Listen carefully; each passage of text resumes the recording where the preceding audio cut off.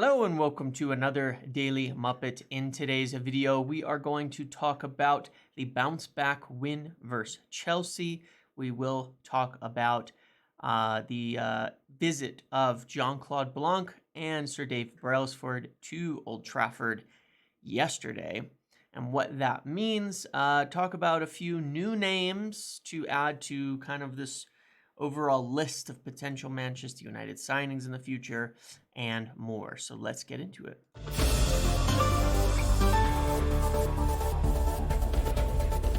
Okay, so first and foremost, obviously, quite a better game against Chelsea. Move this just a little bit. Yeah, a much better game against Chelsea, obviously.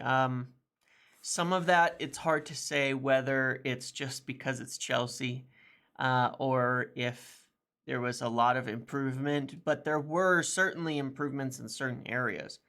You know, one of the positives of playing Chelsea at this point in time with the way they play this season is they're a good combination of very open and not good. And so it kind of suits the way that we play very nicely to be able to progress. I thought that the major positives were energy.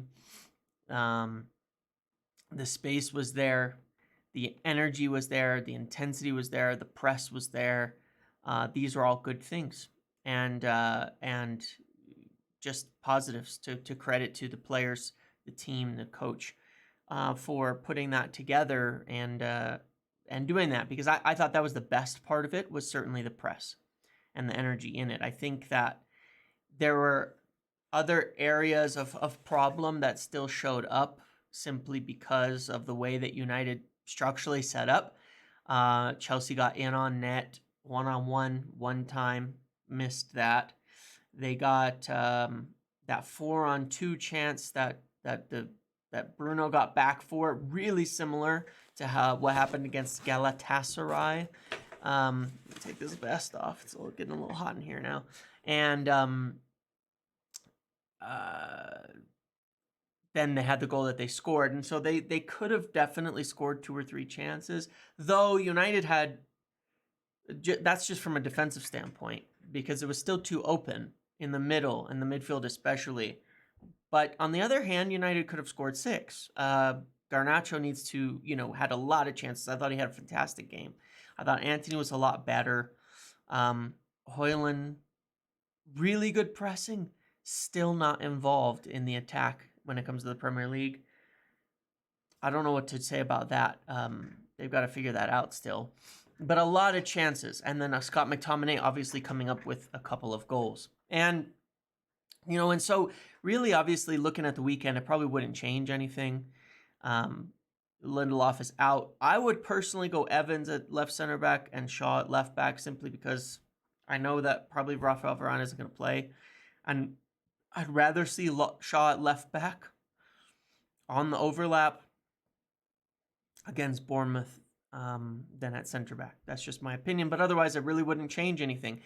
That doesn't mean I think it was necessarily fantastic in some ways in terms of the setup. And here's my issue. This is sort of almost a hilarious comparison. And this is not meant as an insult in any way. Okay? Scott McTominay is giving us a little bit of the Ronaldo problem, which is, there was a point in time of discussion over a year ago now where we're talking about Ronaldo under Rangnick and the start of the following season, where it was like, yeah, Ronaldo brings you goals, but he leaves a lot to be desired elsewhere. And that's pretty much what the problem you're having with Scott McTominay.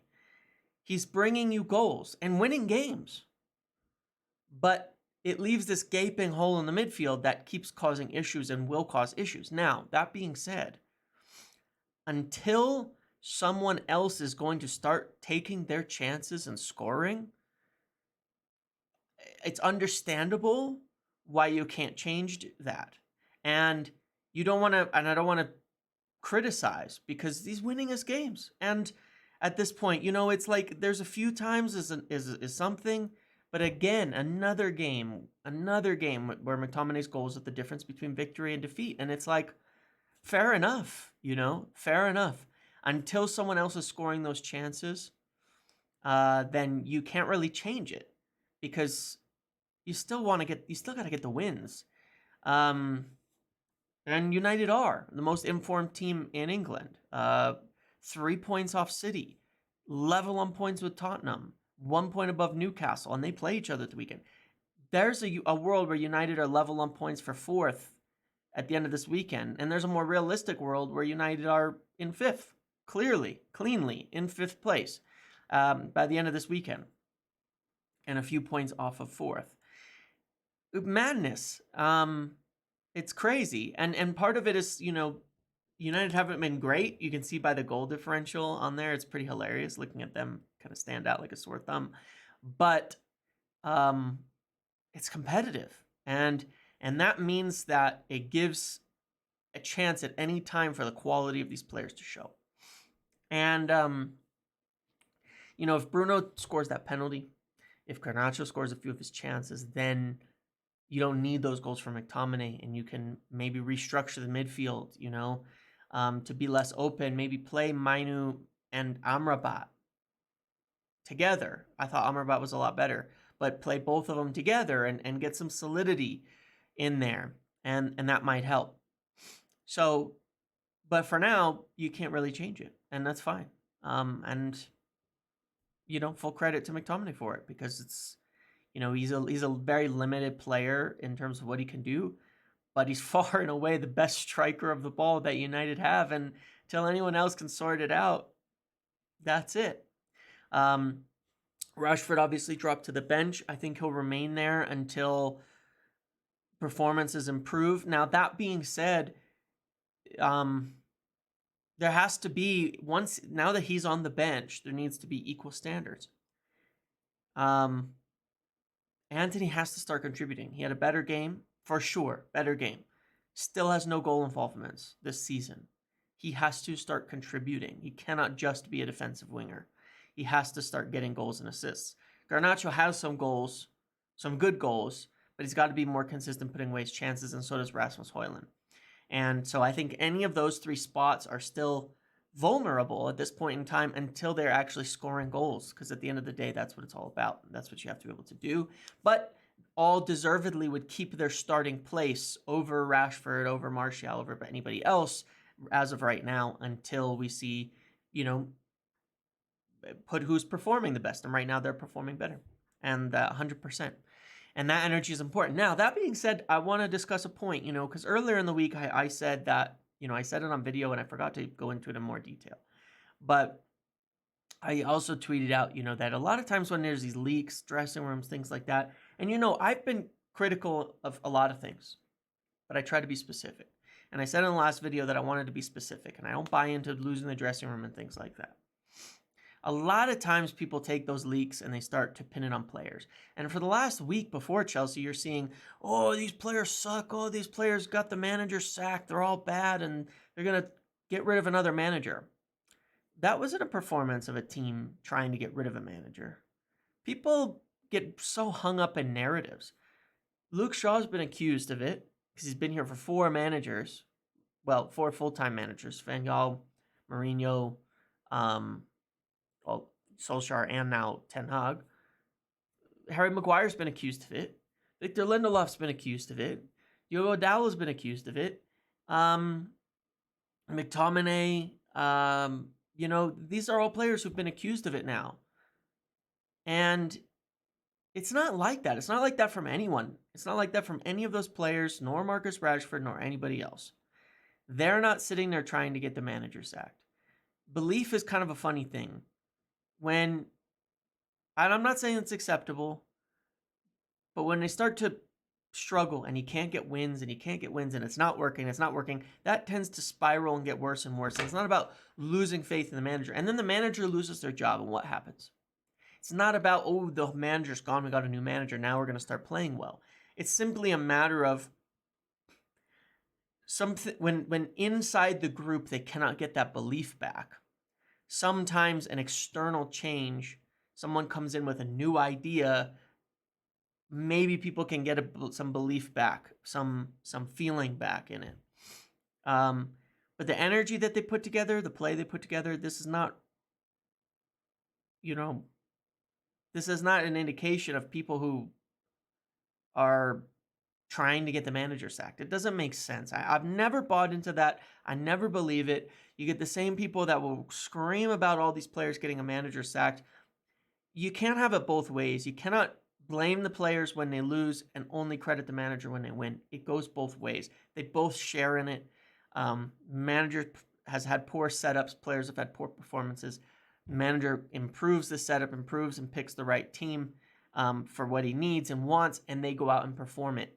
You win together, you lose together. It's just harder to change 25 players than it is to change a manager sometimes. And sometimes the manager doesn't know how to get the best out of them. But regardless, it's not like that. There's too many narratives. There's too much dogmatic statements on, these things. And I think that it was, in that respect, it was right of Ten Hag because to not have journalists there, things were writing these stories, because while there's concerns and disagreements among people, when you have 25 people in a dressing room, it's never really like that. It's not that you can't turn it around. It's that sometimes the idea is just gone. And in this case, that's not there. It's not like that at the moment. And there's concerns. There's specific concerns and things like that. And that's all there is. And that leads me to training. Scott McTominay, after the game, said essentially what he credited to the manager, that they did light training sessions to stay fresh for this week. Now, some people will claim that because Ten Hag said it wasn't new in his press conference later, that was a nothing statement. First of all, Ten Hag never gives anything away in his pressers. You should know that. Managers lie. Managers say whatever. That's fine. Totally acceptable. Scott McTominay said it, and he said it for a reason. He said it because it is the truth. It was when emotions running high right after the game, you often get a lot of honesty. And that is the truth, and they looked like it. Many times this year I've said that they start the games, even from Wolves game 1, and they do not look fresh. They did not look, it wasn't that they looked unfit. That wasn't a team that looked unfit versus Chelsea. Isn't that interesting? Anthony played his first 90 minutes all season in the Premier League. His first. A lot of players did. Barely any substitutions. Energy the whole game. Why? They were fresh.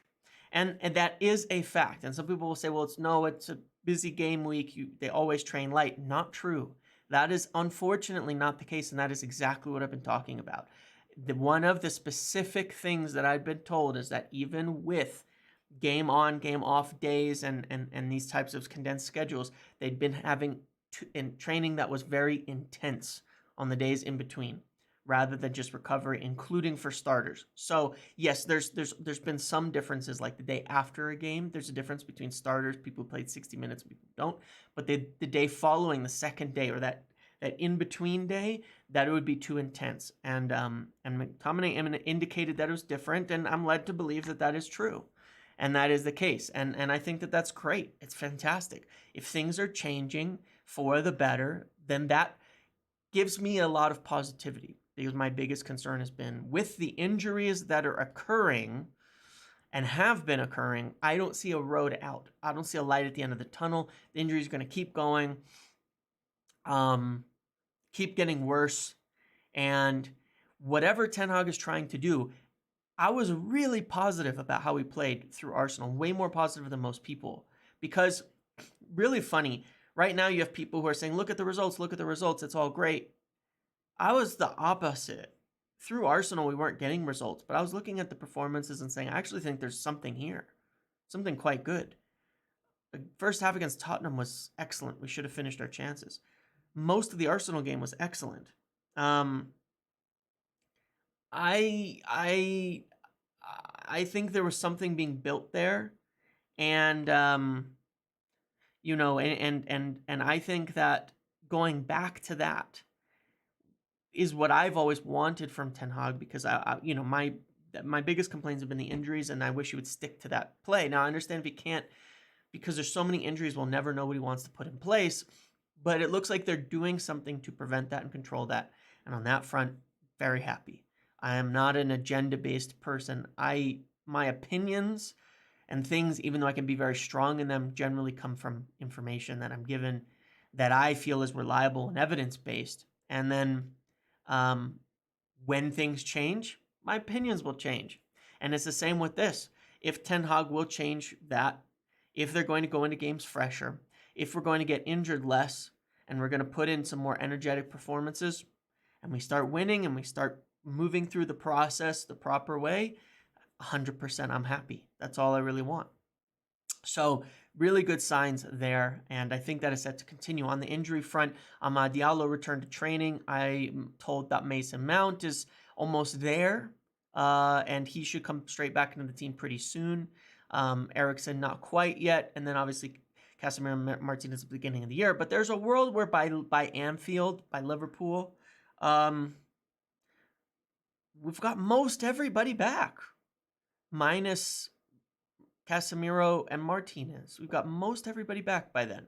And you can never expect to have a 100% fit squad, but if we can get through the December fixtures with just 2 players out, that would be pretty good. Through the busy Christmas period with just a couple players missing, that would be pretty good. I'd be pretty happy with that. And then, you know, if it's not 4 a week getting injured, which I don't think it will be like this, then I think we've got a chance for real changes. All right, so I tweeted late last night my time that, you know, I've been working on and checking out a couple names. I have been for a while. There's a name I mentioned in Discord elsewhere like a month ago, but I've been checking it out alongside some other names. While United's recruitment plans are essentially on hold at the moment in terms of decision making, they're still obviously scouting, still obviously looking, still observing different positions and things like that. You know, in the midfield, obviously a defensive midfielder will be needed, but also probably another maybe attacking-esque type midfielder, another box-to-box. I mean, you could see that United could need 3 midfielders, you know, come in the future. Because you only really have Kavi Manu, Mason Mount, and Bruno Fernandes as people who fit. So you kind of want 3 to go behind them, but not necessarily all like senior, ready to play, starting caliber players. And so, you know, obviously we've talked about names like Amadou Onana and such in the past in the midfield, Palacios for defensive midfielder, things like that. But United are still looking at a lot of players and they have a really good scouting department in terms of identifying as well and looking at a lot of like young up and coming players too. And one of the things my hope is under new management that they will do a proper blend instead of buying these older, past their prime players. But, you know, buy some of the top players like in England, like an Onana from Everton, and get some of those young prospects coming in who could be really good that don't need to play a lot at the moment, but probably are ready enough to play. That would be really good. And so 2 players I've been told to that have been scouted at the very least, no idea how serious, but I'm just, you know, it's very early, but I want to bring this up, is Asani Diao from Real Betis. I think he's a right winger. I think I pronounced that right, Asani Diao. There's been some excitement building over him. He's already playing, obviously, again, so it's not like this is like a youth player who couldn't get into the team, but a player who I think would be ready to not necessarily start, but come into a rotational role on the right wing. I think that's an exciting player. And anyway, being scouted, that's all. Okay, I'm not making any sort of broad statements about anything further. This is very early in the year, and I'm just bringing these names up. And then Georgi Zubikov, I believe is pronouncing that right. I've seen 2 different spellings of his first name, but Zubikov is a young kind of midfielder, attacking midfielder at Shakhtar. He's been looked at by some of the other big clubs. I know Juventus have been considering him. Those are 2 names that I've been told to just keep an eye on in case interest develops further from United in the future. So interesting in that. Now, moving on, obviously, you know, as I'd been saying earlier in the week, I've been hearing it's pretty much almost there. The announcements are almost there. Everything is almost there. Everything's almost happening. You know, then we got a report from Keegan that the announcement was delayed, this and that. The thing about it, as I've said, is that there's not a date set. There really can't be. So you kind of have to just wait and see on the announcement. but that doesn't mean everything isn't being worked on regularly. I said before that Dave Brailsford's already doing this assessment. A lot of these things are already happening. And yesterday, David Ornstein drops a fantastic exclusive, which we were looking into, but they got all the details of it beforehand, which is fantastic. I don't expect to be first or know everything on this at all. Which is that Sir Dave Brailsford and Jean-Claude Blanc were meeting with United executives at Old Trafford, including John Murtaugh, on a fact-finding mission, and all of that ahead of the changes that they're expected to bring in. All good news. Everything's kind of being worked on to where, yes, while they cannot operate in an official capacity, you would expect those two to be the people who are totally involved in running the club, if you think about it. That's going to be your, CEO who's there looking at and running things, and your not necessarily director of football, but probably kind of head of sport or whatever you want to call it. I don't know. In Dave Brailsford from a standpoint, and gathering information, assessing things, and all that. And as I mentioned in the last video about John Murtaugh, one, he's a guy who knows the most about what's going on right now. So they're going to want to lean on his knowledge and understanding to gather and make sure they have a full picture of everything going on. He's been talking. Hold on. Don't want to say too much on something. I've said before that there's been, INEOS have gathered a lot of data for a long time, way before this. They've been gathering data since like summer and stuff from United. And I think that Murtaugh's been heavily involved in that. And I think that he can potentially be, put in to a different role. And it's really funny because I'll get two sides to this. I get a lot of criticism from people who, whenever I put any praise on John Murtaugh because of how things have gone, and I get from a different place a lot of frustration about being overly critical of John Murtaugh. And I actually understand why. It's really hard to paint a picture of the hierarchy at Manchester United and how things work and who's responsible for positives and negatives. One of the things I will say is, John Murtaugh last summer was working on Rasmus Højlund, Mason Mount, Onana, and the signings that we made since way early in the year. It's not because of him that they happened as late as they did. And if they'd happened earlier, they would have cost us money too. It's not because of him. And so it's really hard to put so he's a diligent person who's worked very hard on things, and I could very much see INEOS saying, yeah, there's a good place for this guy. He's a hard worker, very hard worker. He's intelligent. He knows the business. He knows the club. We have a good use for him. And that doesn't mean he's like the key decision maker or something like that, but there's a lot of things he could be a positive for, okay? And that is just, I will stand by that, even though I do think United need a new director of football, and I would still expect there to be a new director. I don't think that necessarily is even a poor indication of John Murtaugh in terms of who he is as a person and job and things like that. I think there could be a place for him. So that's what I have for today. Obviously, they keep working on all of this. I know we're getting really, really close on this. I know it's frustrating in terms of waiting for announcements and all of that, but just know it's all moving in the right direction. And whether or not Ratcliffe and co are technically fully in place in January really makes no difference. They were never intending to do a bunch of signings in January. It's never going to happen. And they can still influence things, even if they can't specifically be making appointments and all of that.